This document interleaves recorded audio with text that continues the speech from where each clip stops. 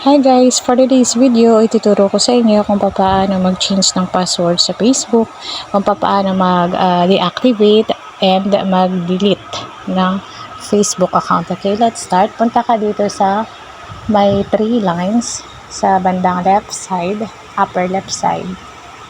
Tap mo yan. Then, dito sa bandang baba, settings and privacy. Tap mo itong settings.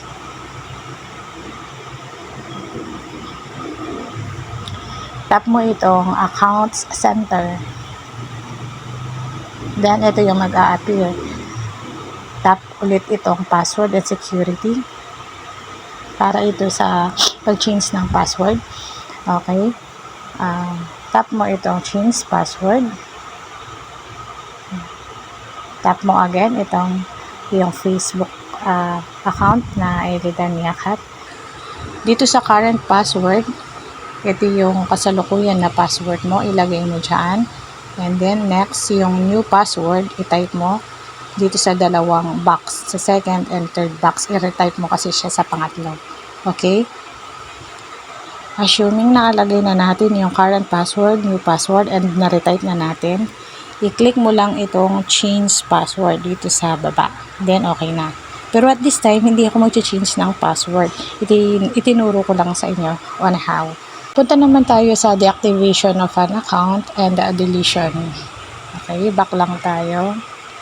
Then, pag nandito na tayo sa account center, scroll lang natin pataas. Then, makikita mo itong manage account. Tap mo. And then, tap mo itong manage. And then, ito makikita mo dito is deactivation or deletion.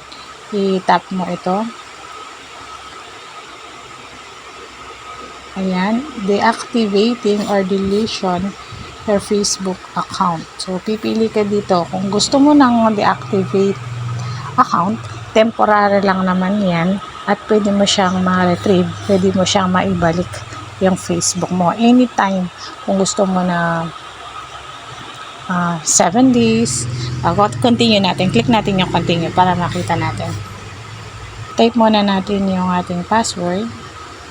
Then, continue. May makikita ka dito.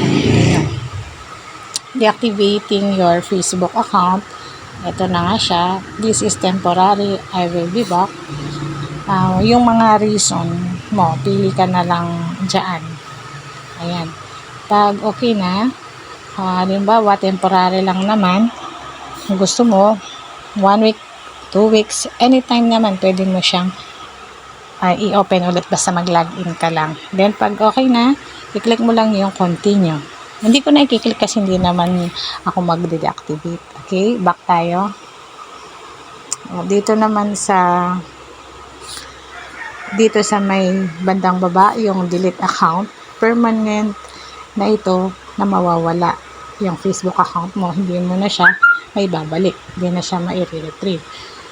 Lahat ng mga pinost mo, mawawala na talaga at ang mga photos mo mawawala. Okay, continue tayo. Ayan, mag-a-ask siya. Before you delete, we may be able to help. Ayan, basahin mo na lang ito. Then, pili ka ng isa dyan. And then, pag okay na, click mo lang itong continue. Ayan, ganun lang ka-simple yung pag-change ng password, pag-deactivate, at saka yung deletion ng account sa Facebook. Thank you for watching!